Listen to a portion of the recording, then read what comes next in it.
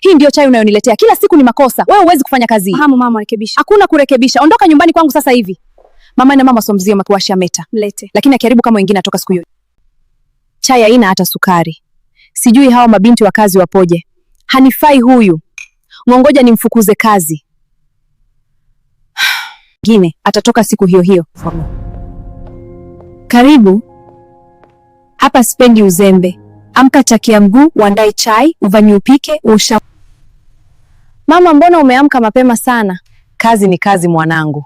Usidhani ukifanya vizuri leo ndio umemaliza, hata kila siku iwe hivyo. Sawa mwanangu.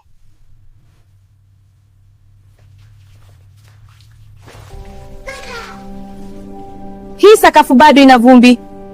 Rudia kufagia.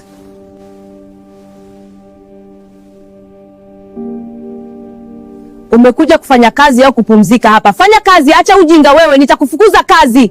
Wewe bibi kizee, ambaye umekosa huduma na makazi mpaka unakuja kufanya kazi za ndani, ukifanya kosa hata moja na kukufukuza. Nitajitahidi kufanya kazi. Bora ujue. Jamani, huyu bosi wangu ni mkali, hanipi hata muda wa kupumzika.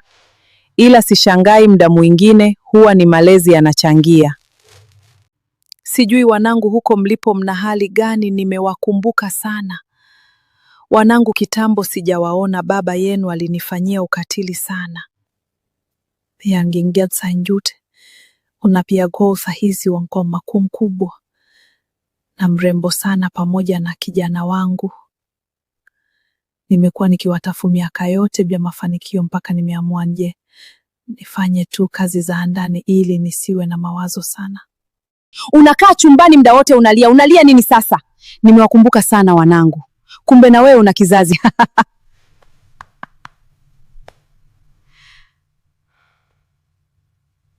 Sasa hapa umekuja kufanya kazi au kujiliza kwa ajili ya watoto wako? Nisamehe bosi, sirudi tena. Sasa hapa kaniandalie ngui kama uzane musakumwana toka kutoka pia na wewe nenda sokoni ukaemao vitu vya ndani. Sawa bosi. Mbona hii picha na mimi ninayo kama hii inafanana kila kitu? Mungu wangu, mbona nimeshaanza kuogopa sasa? Mungu wangu, mbona nimeshaanza kuogopa sasa? Sasa hii picha atakuwa ameitoa wapi na kwa nini amesema anatafuta watoto wake isije ikawa watoto wenyewe ndio sisi? Lakini kivipi? Tosito kiamba ya kwanza leo niwe mpole ili nimuulize ilikuwaje akapoteza wazazi wake na hii picha ya nani ili nijue ukweli.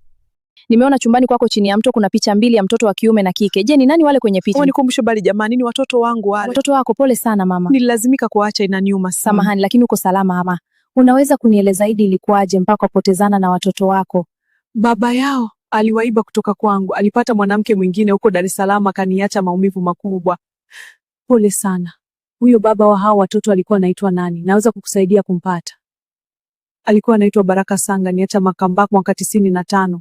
Unataka kujua nini kinafuata baada ya mimi kujua kuwa yule ndio mama yangu mzazi? Je, itabaki kwa siri?